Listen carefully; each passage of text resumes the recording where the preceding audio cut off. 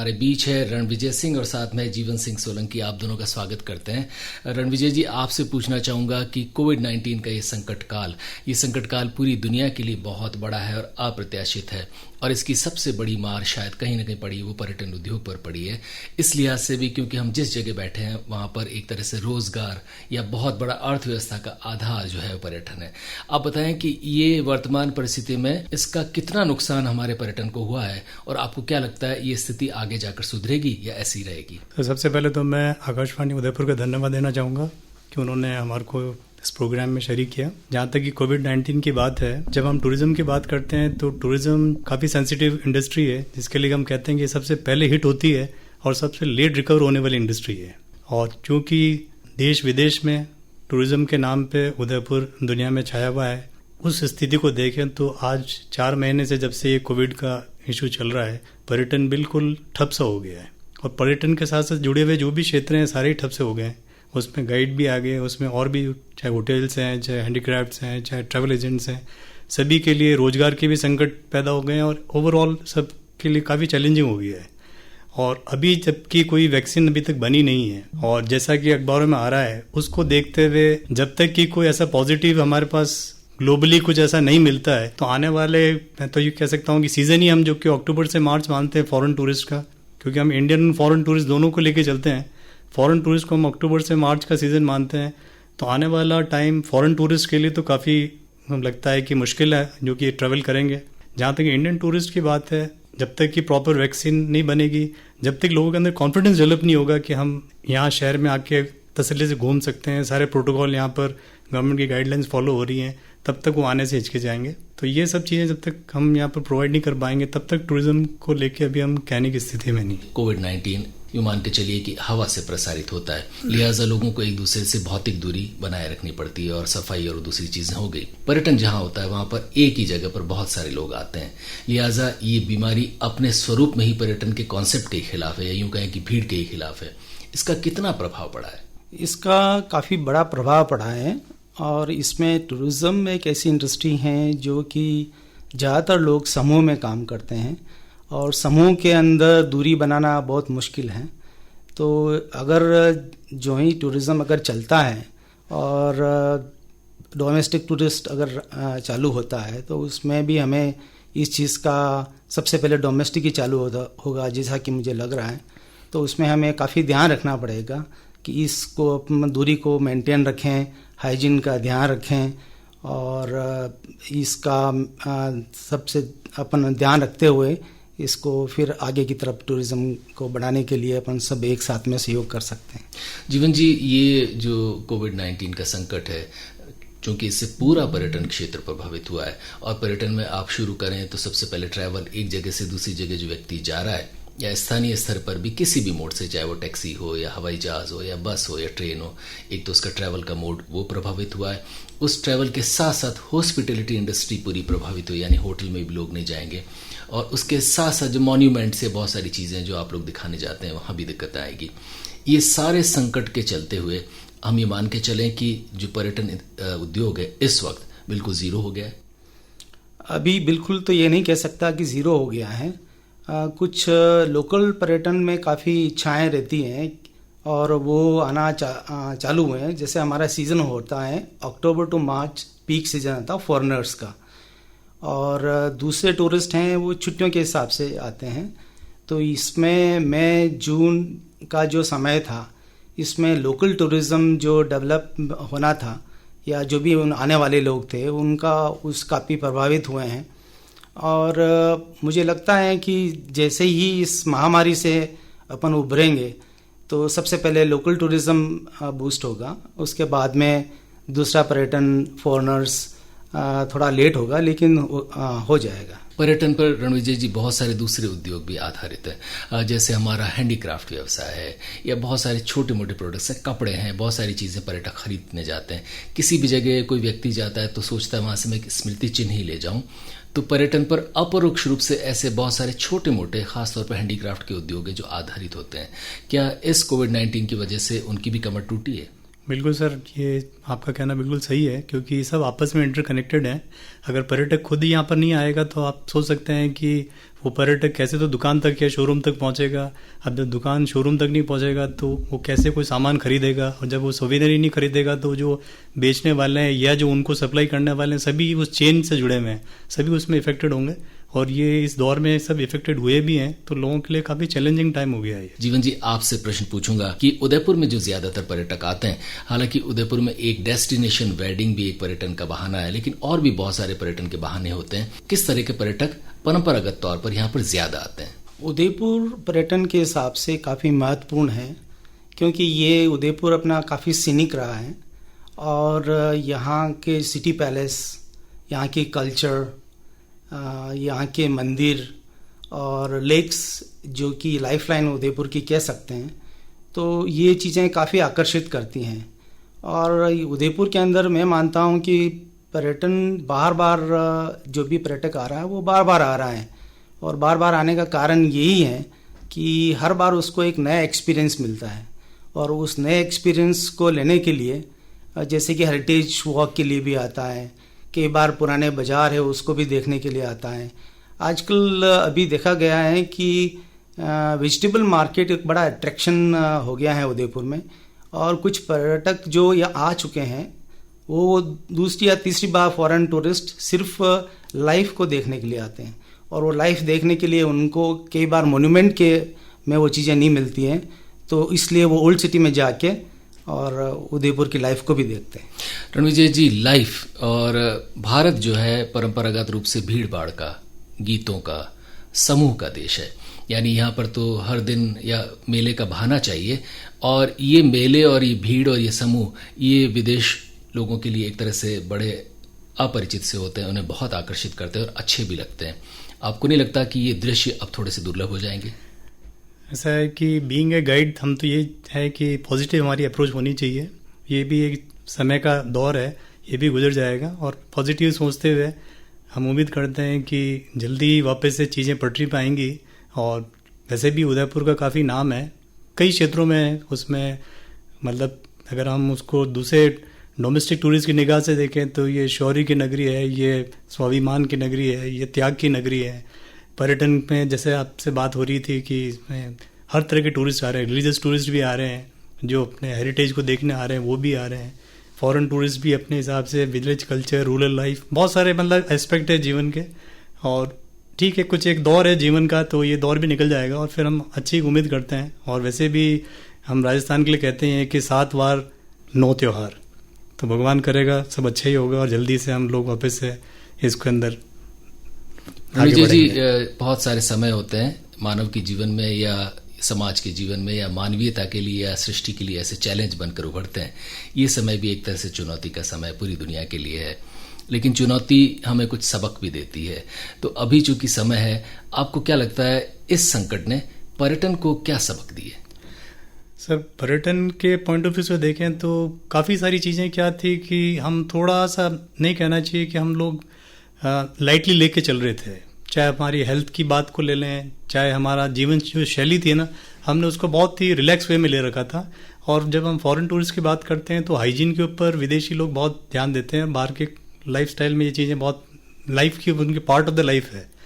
हमारे यहाँ इस चीज़ के अंदर थोड़ी सी अवेयरनेस नहीं है। तो ये जो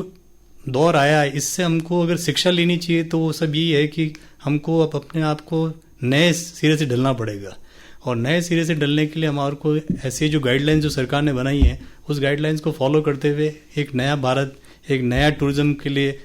खुल के लोगों के सामने आना पड़ेगा, ताकि लोग फ्रीली आएँ और एक नया भारत देखें। जीवन जी, ये समय दरअसल जैसा जिक्र हो रहा है कि सबक देता ही है, तो क्या भविष्य में हम मान के चले कि आपके पास जब भी भविष्य में पर्यटन शुरू हो जाता है तो आप सबसे पहले उनके हाथ धुलाएंगे, फिर उसके बाद सैनिटाइज करवाएंगे, फिर उनको मास्क पहनाएंगे, तो आपको लगता है कि भविष्य के पर्यटन का दृश्य अब थोड़ा सा बदलेगा? मुझे लगता है थोड़ी अवेयरनेस आ जाएगी, क्योंकि जिस दौर से अपन गुजर रहे हैं तो इस दौर ने काफ़ी सिखाया है अपने को, और इसमें स्वच्छता को लेके लोगों में अवेयरनेस आएगी। जहाँ तक विदेशी पर्यटक का सवाल है तो वो सब चीज़ का ये ध्यान रखता है, पर कई बार ऐसा होता है कि लोग उस चीज़ को ध्यान नहीं रख पाते हैं। तो मुझे लगता है कि इस दौर के निकलने के बाद में वो डेफिनेटली सफाई के ऊपर ज़्यादा ध्यान देंगे। और पर्यटक हमारे पास में बहुत ज़्यादा रहता है। अगर आप माने कि गाइड एक ऐसी की है तो वो किसी तरह की तकलीफ़ होगी, अगर वो भले ही होटल से होगी, ट्रांसपोर्ट से होगी, किसी भी तरह की तकलीफ़ होती है तो गाइड मैक्सिमम टूरिस्ट के साथ में रहता है,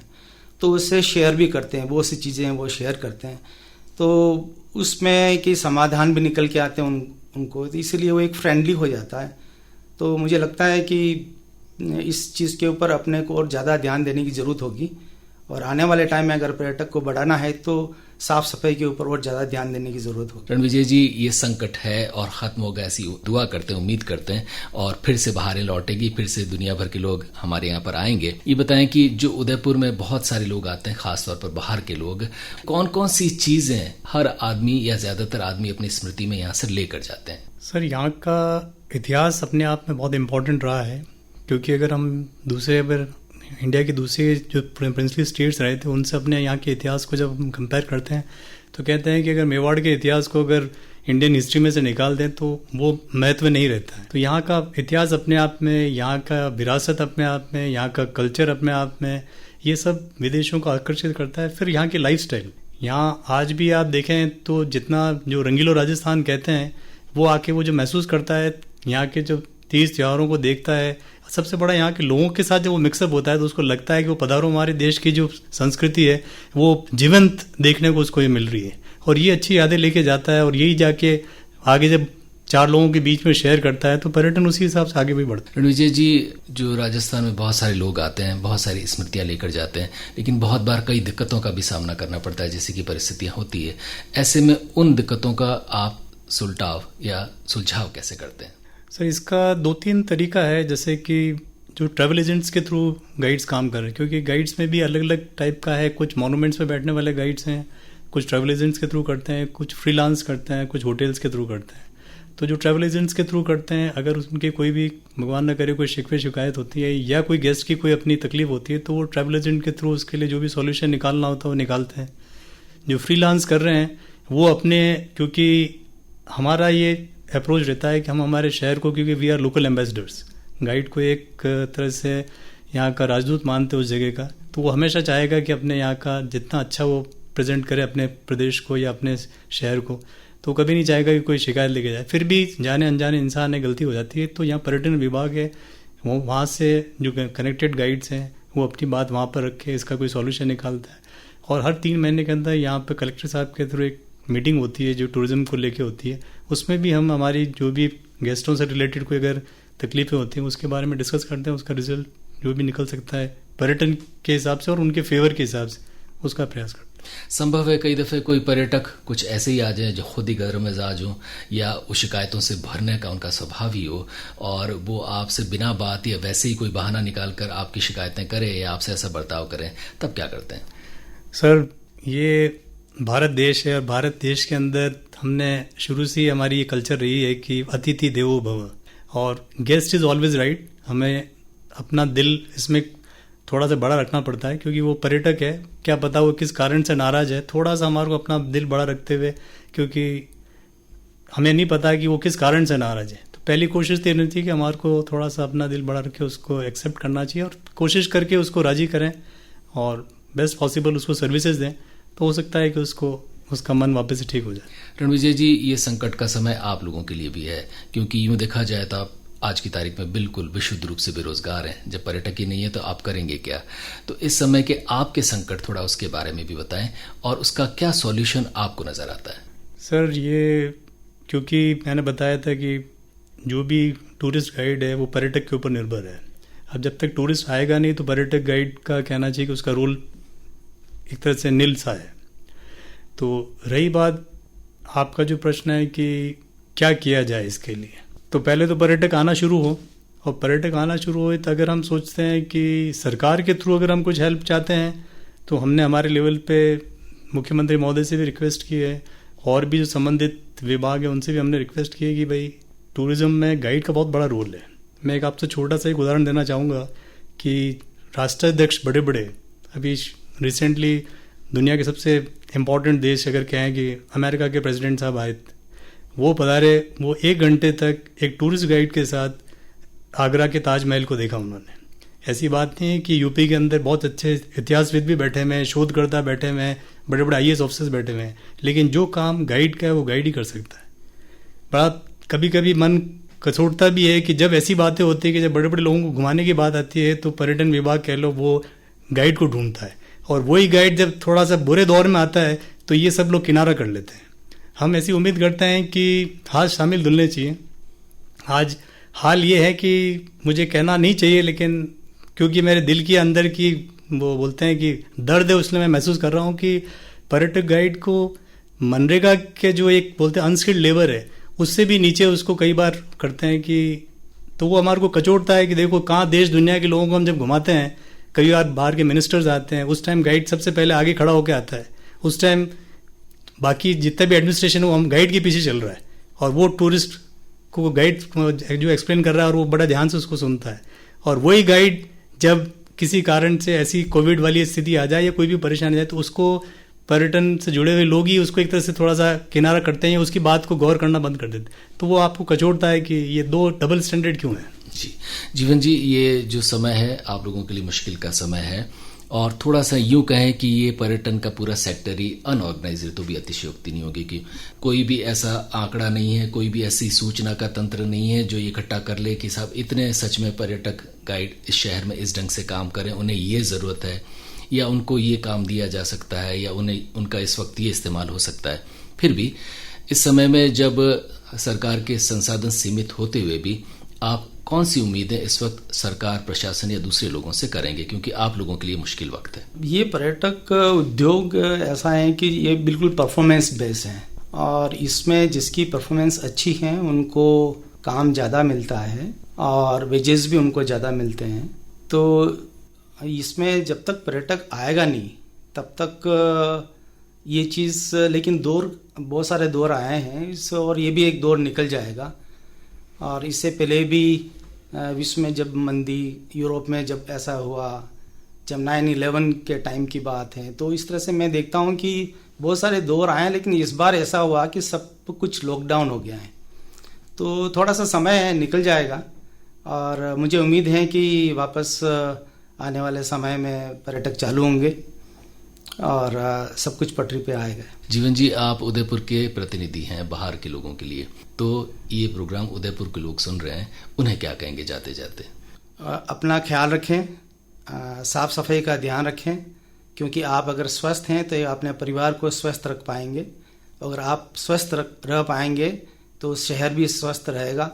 और अपने उदयपुर की छवि इसी से चलेगी कि अगर उदयपुर स्वच्छ हैं तो एक मैसेज जाता है विदेशों में भी और अपने देश में भी कि उदयपुर स्वच्छ हैं। और मुझे लग रहा है पर्यटक से जुड़े हुए दूसरे लोग भी हैं, तो वो भी इस पे काम कर रहे हैं,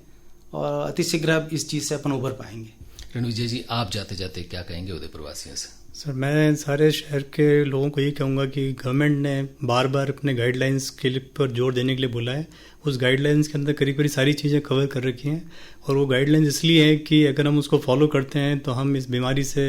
कैसे दूर हो सकते हैं। और सबसे बड़ा है कि कॉन्फिडेंस बिल्डिंग, और अगर ये जब तक कॉन्फिडेंस बिल्ड नहीं होगा, चाहे पर्यटक जो आने वाला है तब तक वो आने से कतराएगा। और अगर हम ये सारे गवर्नमेंट के गाइडलाइंस को फॉलो करेंगे, स्वस्थ रहेंगे, खुद भी रहेंगे और दूसरों के लिए भी अगर हम ये अच्छा एनवायरनमेंट रखेंगे, तभी पर्यटक आएगा। तो वही है कि आप भी सेफ रहें और दूसरों को भी सेफ रखें। शहर के ऊपर भी आप ध्यान रखें, क्योंकि वो भी अपना शहर है, तो सब मिलजुल के अपन करेंगे तभी इसमें कुछ हम उपलब्धि पा पाएंगे।